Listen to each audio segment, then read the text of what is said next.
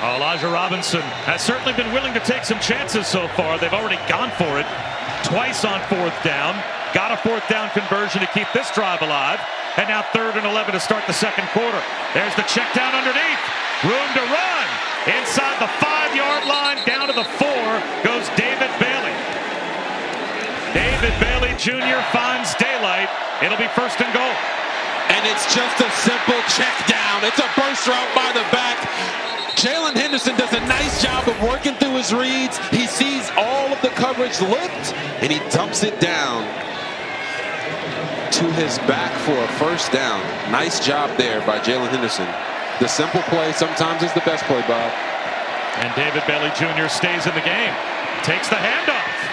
Cut down inside the 2. Andre Sam made the stop. 2nd down and goal. Well, if you want to prevent LSU from winning the Heisman today, this is certainly the way to do it. Eat the clock, keep them on the sideline, and now here in a goal-to-goal situation, punch it in for 7 when they've been sitting on the sideline for what feels like an eternity.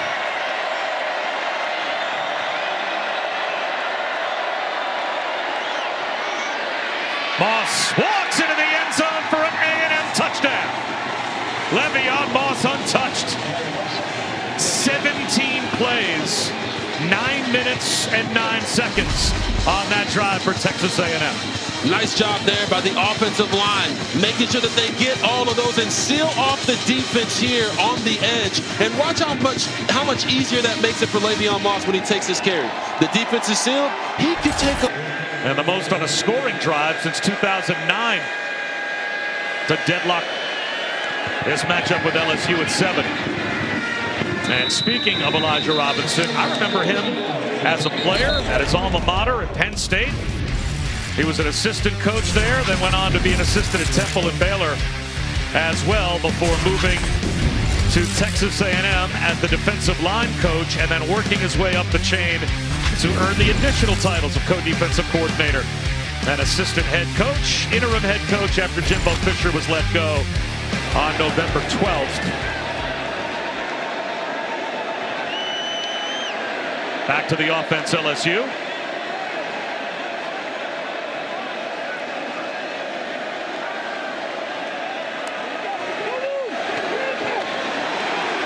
And getting stuffed up the middle is Noah Cain. I remember meeting with Elijah Robinson as a player at Penn State in production meetings. He walked into the room as a player. He said, oh, this guy. And Chris Budd, you know the same, right? This guy, he really looks the part. You knew where he'd probably... Party had to retire from playing after an injury, and he was all set to take a marketing job. And Joe Paterno called him up. He said, no, you're not. No, you're going to come here and be a grad assistant. And that's how it all started. Coaches know coaches.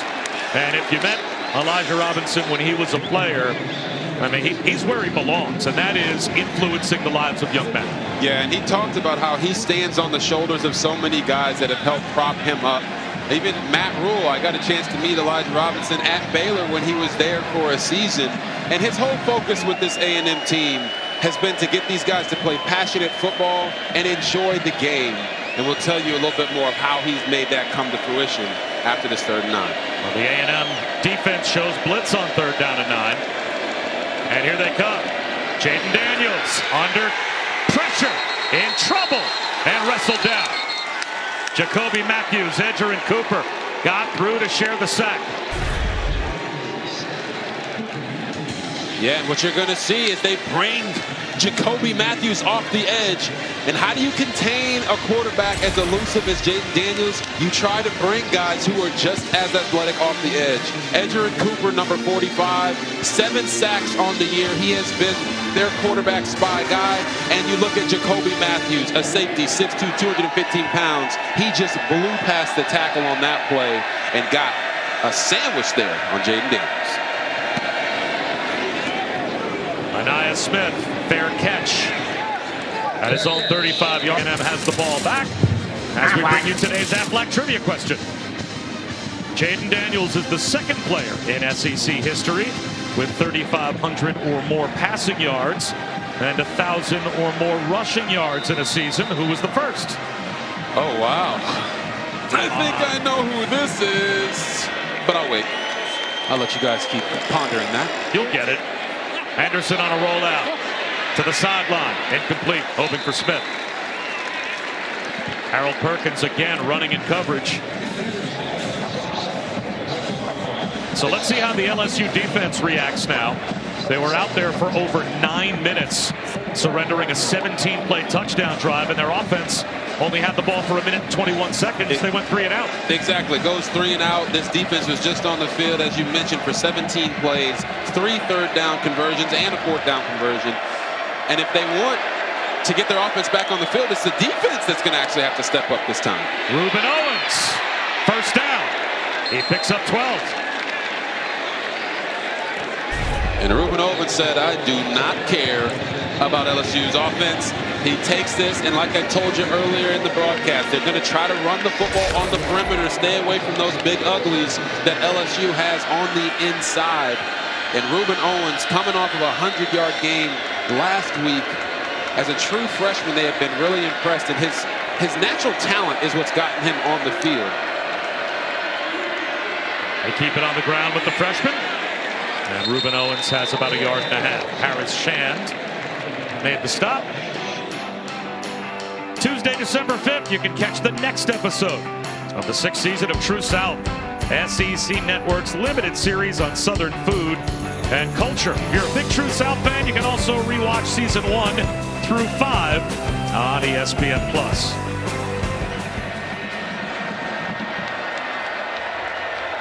Second down and 8 near midfield. Taylor Henderson gives it up, making tacklers misses Ruben Owens. And he's across the 50-yard line, 3 yards shy of a first down. Yeah, and I talked about Ruben Owens and that natural ability. What I mean by that is put Omar Speights in a spin cycle in the middle of the field. But it's about the cerebralness of the game, some of the third down stuff that you have to be a complete running back. He's not.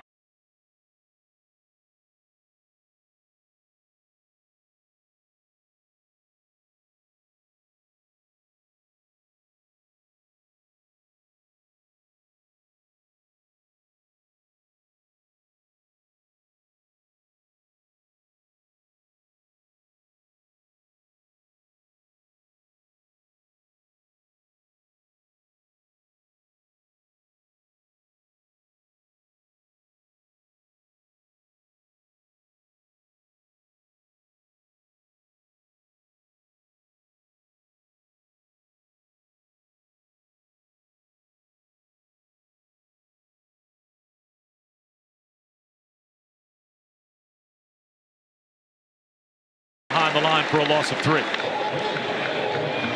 And Braden Swinson getting that tackle off of the backside. When you have it run away from you, you're going to see him here on the screen. When you have this run away from you and they're not blocking you, you have to sprint down the line and be able to protect your defense by stopping the running back before he can actually start get going. Nice job there by Braden Swinson. A little button hook down to about the 30-yard line to Noah Thomas. Again, Evan Stewart out of today's game. So he is that wide receiver that could take the top off of the defense. And still with the ground game and maybe the more possession-oriented receivers that Texas A&M has, they've been very efficient offensively here in the first half. Very efficient, and they're not afraid to eat up some of this space that LSU is giving them. Take the easy completions. Bob Petrino told us, you know, I don't really love playing like this, but they will today because that's their best way to win. Ruben Owens, a gain of only 1 yard. Makes it 4th down and 4. Elijah Robinson has been aggressive going for it on 4th down twice already here in the first half. This time it looks like he's going to try for 3. He's going to send Randy Bond out to see if Texas A&M can take the lead. Elijah Robinson is trying to turn this into an NFL-style football game. He knows he's got the #1 total defense in the SEC on his side, and they're doing a really nice job of preventing Jaden Daniels and this LSU offense from getting going. So if they can get 3 points here, he'll take it. Bond from 48. Plenty of distance. And he's got it. So after LSU scored first. Play was over. Personal foul. Late hit out of bounds. Number 28. 15-yard penalty from the end of the run. It is first down. And then you're going to see right here the penalty. Damani Richardson, hey, you got him. Just let him go. You don't got to throw him down to the ground right there. Jaden Daniels does a little flip on the sideline. They get that extra yardage after the penalty, and now LSU is back in business in enemy territory. 28 yards in all, the run plus the 15-yard personal foul. LSU only had 63 yards of total offense before that play. Play action for Daniels. He's going to take a shot for the end zone. Laying out, unable to haul it in was Malik Neighbors. Flag down in the offensive backfield. Holding on the offense, number 70. 10 yards from the previous spot. Replay first down. So the right guard, Miles Frazier, called for a hold. One thing that has helped Jaden Daniels and Brian Kelly this year, consistency on the offensive line. Yeah, you're going to see number 70 to the right of your screen, Miles Frazier. Right here. Little hands to the face, but now right there when he gets extended, you certainly can't do that, Miles Frazier. And then you see Malik Neighbors diving for that one. And unfortunately, looks like Malik is a little banged up. He made it all the way back to the line of scrimmage and then went down on one knee.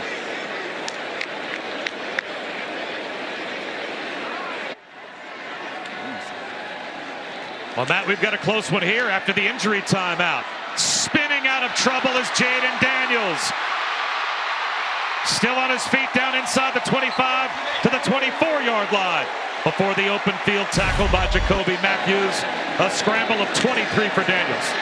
And this is what Jaden Daniels can do that really no other top-level quarterback in the country is doing.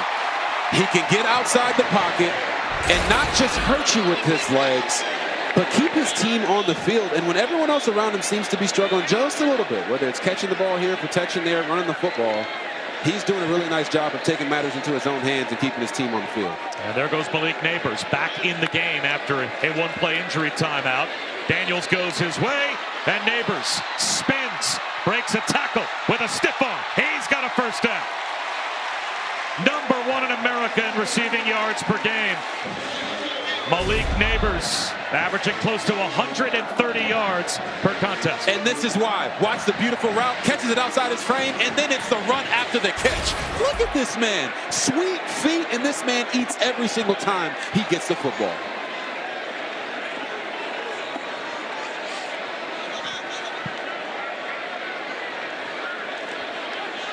Now they will stack Neighbors and Thomas, more of a bunch set with Mason Taylor, the tight end. Screen out to Thomas. Makes a man miss inside the 10. Down inside the 8-yard line before he's run out by Matthews and Cooper. And Bob, this is why I always say speed and space always wins the race. Right there, they had 3 for 3. Brian Thomas Jr. gets it. All he has to do is make one guy miss on the perimeter, and it turns into a positive game. We always talk about as a quarterback, when you get those bubble screens or those quick throws out there, you got to try to get at least 5 yards. And right there, it's exactly what they got. Quarterback draw. Jaden Daniels bounces down to about the 6-yard line. 3 yards short of a first down. Torian York made the tackle. How about the job, though, this A&M defense has done against LSU? Helped out by the ball control of their offense, but this is an LSU offense that 9 times this year has gone over 500 yards. 8 times they've gone over 40 points, and they've only got 7 on the board. And we're closing in on halftime. Yeah, a couple of those throws by Jaden, he overcorrected on one. He underthrew the first deep ball, overthrew the next deep ball. He's got to dial that in so they can hit some of those big explosive plays down the field. Now he wants timeout on 3rd down. He saw the play clock winding down. But they lead by 3, and they force the 3rd down in the red zone against a high-powered offense. The last time that Texas A&M has played a top 50 offense, 4 straight losses. This is the number 1 offense in college football for LSU. And what Elijah Robinson has told them is, well, you're not those other teams. You just got to come out here today and try to win one on the road against a very high-powered offense. stay focused on the mission at hand. And so far today, they've done a nice job of that. After the LSU timeout, 3rd down inside the 7-yard line. Daniels on a rollout. Front right pylon. Touchdown, Malik Neighbors. Wide open.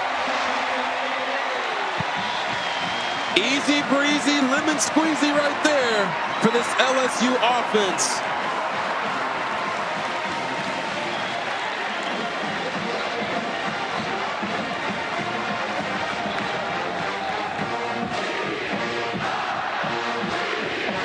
The 13th touchdown this season for Malik Neighbors, and the 37th through the air for Jaden Daniels.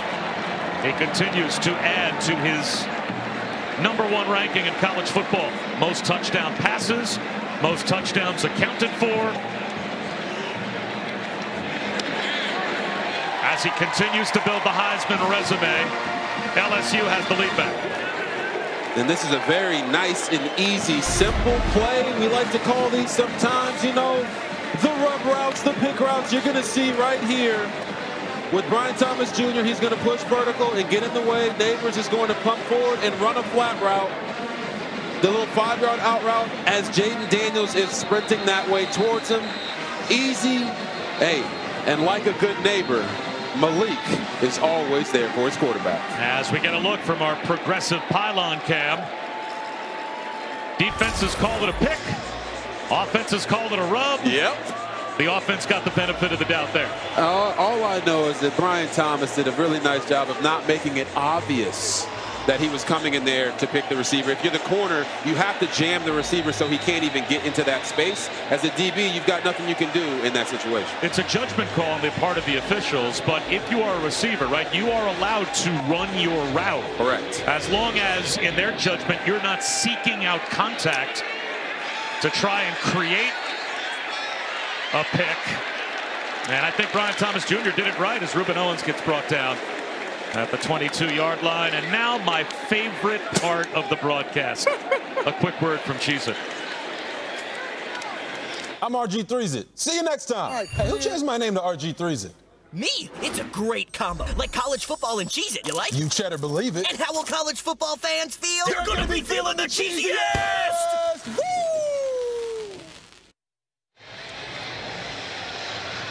I mean, why even continue? Can't we just go home now? It's not going to get any better than that. Oh, man, Bob. Your cameo there as Cheese is pretty good. A little flip forward on the jet sweep. Not much running room for Anaya Smith. Savion Jones, Andre Sam were waiting for him as he may have picked up a yard. And this LSU defense understands the assignment today. Get your offense back on the field. That's going to start with stomping out the running game. We talked to the defensive coordinator, Matt House. That was his main focus. Try to make Jalen Henderson beat them throwing the football. That means they got to get all that air out of their defense and close the space on this offense as many times as possible. Henderson out of the pocket.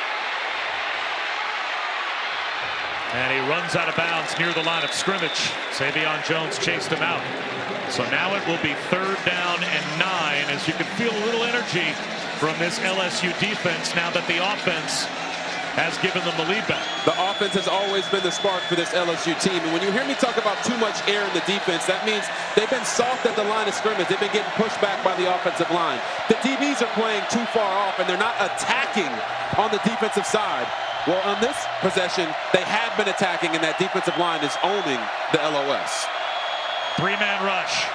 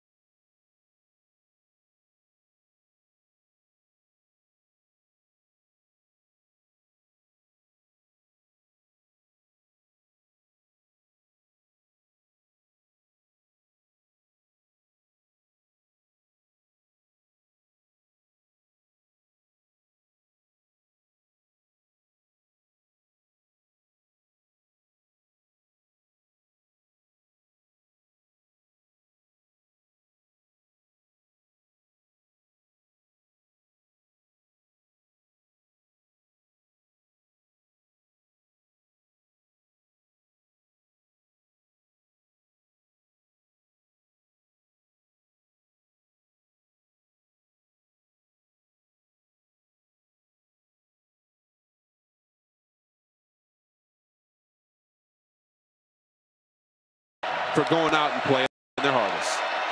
Blitz, a flip right over the top of it. And Le'Veon Moss out across the 35-yard line. A gain of 9, 2:29 to go. That brings up a big third down. Remember, A&M won the toss and deferred, so they'll get the ball to start the third quarter. This play may have a lot to say about whether or not they end the half with the ball. Yes, it does, and the main guy in these situations has either been the quarterback's legs or number 0, Anais Smith. Look for them to try to get him involved here. Anderson, wide open down the sideline. Easy pitch and catch, first down. Ja'Day Walker was running 3. It's another third down conversion for Texas A&M. And it wasn't Anais Smith, but it was Jalen Henderson's roommate, Ja'Day Walker, wide open on the corner route. This A&M offense and Bobby Petrino is putting the game in Jalen Henderson's hands and letting him know that they trust him to go out there and make plays here in Death Valley against an LSU team that has all of the awards to play for. The Aggies are not coming in here scared at all.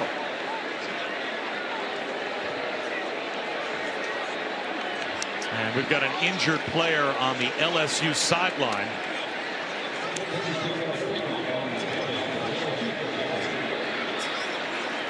And while we have this injury timeout, let's check in with Matt Barrett.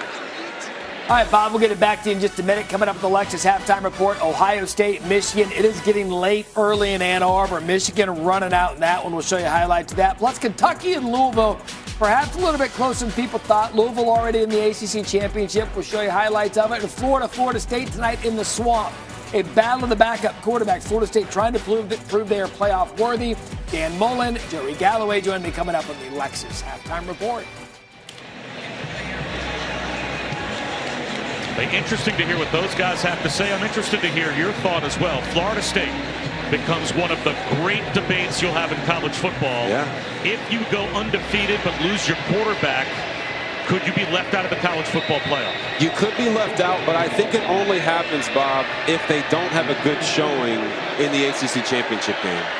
But if they win the ACC championship and Tate plays well, I think that FSU is in even without Jordan Travis. That time a drop by Ja'Day Walker as Sage Ryan closed.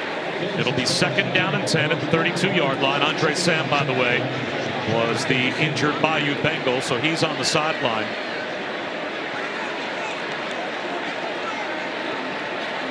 Like I talked about, Jalen Henderson's done a really nice job of taking what the defense is giving him. He's made a couple big-time throws down the field. Please reset the game clock to 34 seconds.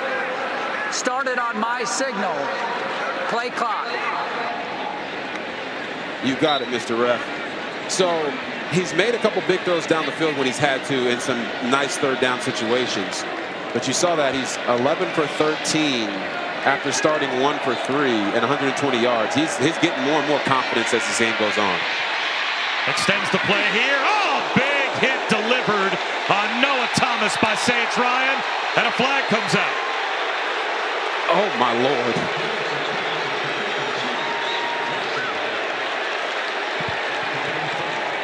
Sage Ryan smacked that man. That was old school football right there on that hit. Is it targeted?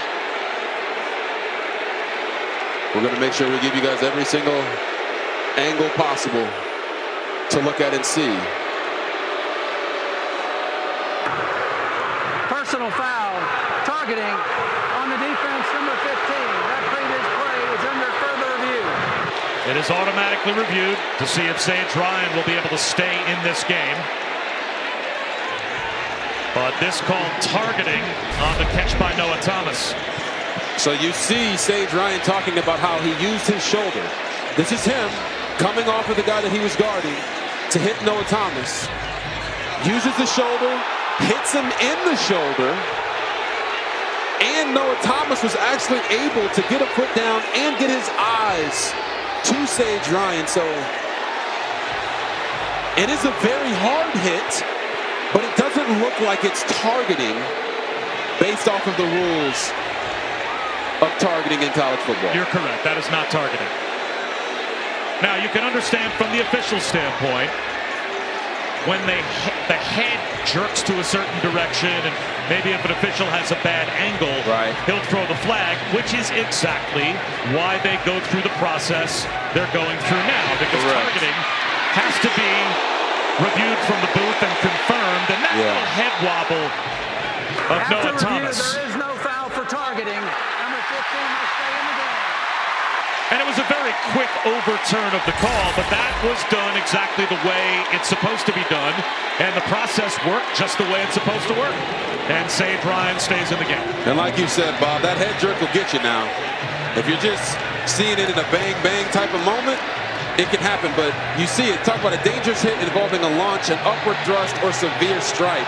Well, he didn't launch. He used his shoulder, hit him in the shoulder. So I do think it was just the head jerk that made him throw the flag, and I'm glad they got it right. We want to see these guys play football, and hitting somebody hard is not a problem. Another third down now for Texas A&M. The catch made one-handed. And out of bounds, Le'Veon Moss very close to the first down. Toviano made the stop. He is a half-yard shy. Let's see if Elijah Robinson goes for it again on fourth down. It looks like he will. He sent in some big bodies to try and keep the drive alive with a minute 30.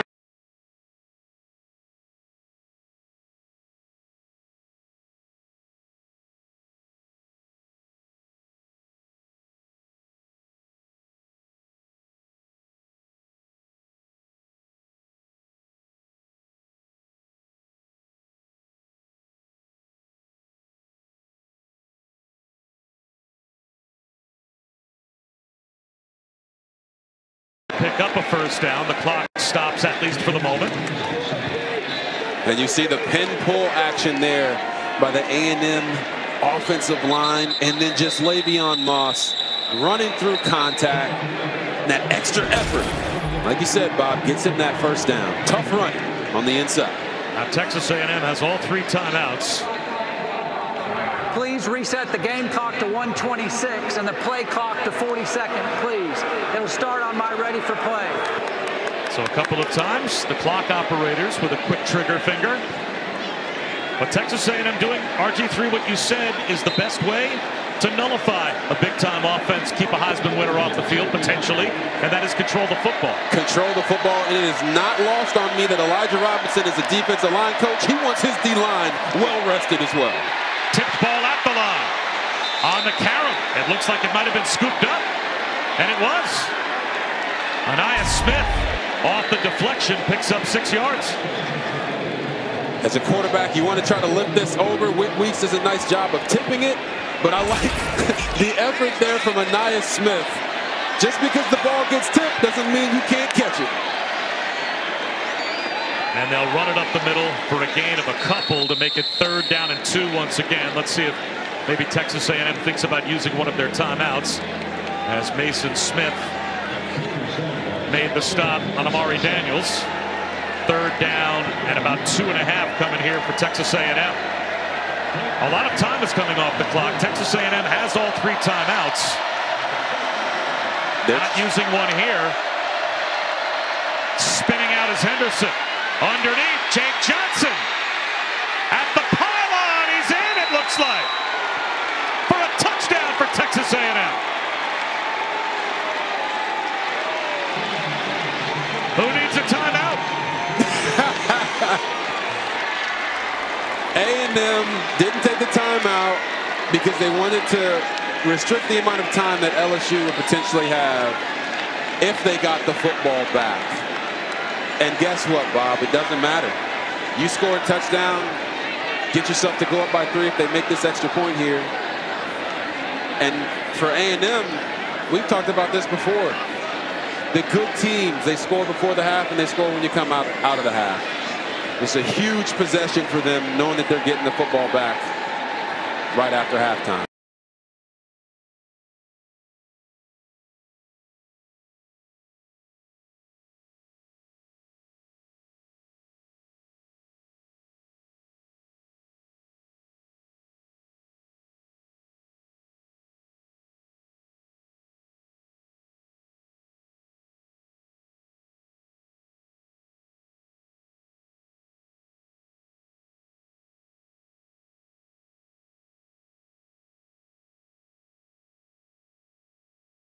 bench for the foreseeable future.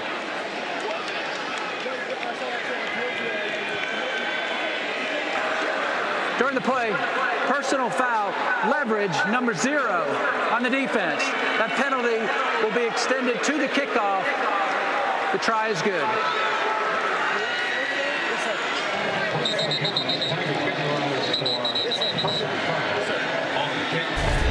So now,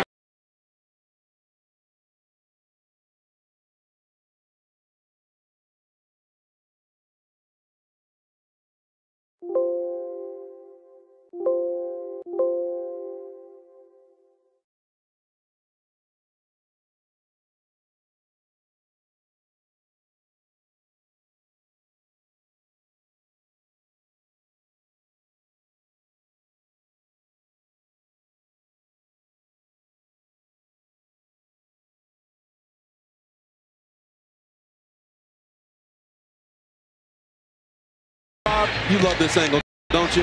Our progressive pylon cam? It looks amazing, doesn't it? Not enough O's and smooth for that tee up. Well done. You're good at this TV thing. So Jake Johnson, who of course is one of the 2 sons of Brad Johnson, the former Super Bowl winner for the Tampa Bay Buccaneers. On this A&M team, his brother Max played here at LSU as a quarterback, and he actually had the game back against Auburn when Max came on in relief of Connor Wigman and found his brother for a touchdown. Well, kick off your Week 12 NFL Sunday.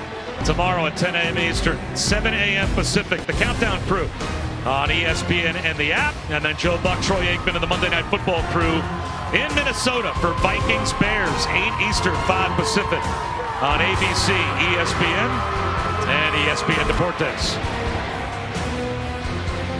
Justin Jefferson has been banged up recently, but former LSU Bayou Bengal in 55 games.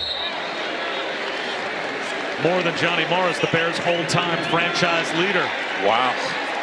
And that will take us to halftime here at Death Valley with LSU down by 3, and Texas A&M will start the 3rd quarter with the football. Bob, you didn't have to do Bears fans like that, man. They're already struggling right now. 17-14, Texas A&M on top at the break. Halftime report, back to Matt Barry. Bob with shoes, and thank you. Lexus halftime report is off and running. So is the final regular season weekend of college football. Ohio State, Michigan. Michigan tried to win 3 in a row for the first time since 95 through 97. This is going to help when they pick off Kyle McCord. If Ohio State has a chance to win this game, Kyle McCord has to take care of the football, gives it over early, put Michigan in scoring position. 4th and goal, Michigan. Hey, guess what happens? Blake Corum. Hey, there it is. He can do it against Ohio State, just like everybody else, the 1-yard run. The 1-yard touchdown for Blake Corum. It's a weekly occurrence. Watch this throw here by McCarthy. That's not actually the impressive one. That's close to 11 for a first down. This is the one he threads to Roman Wilson. This is one of those throws where you're screaming, no, no, no, no. Hey, good throw. Nice pass. I mean, that was a dart. 14-3. Credit Ohio State. It was getting ugly. McCord then to Emeka Egbuka. Yeah, that was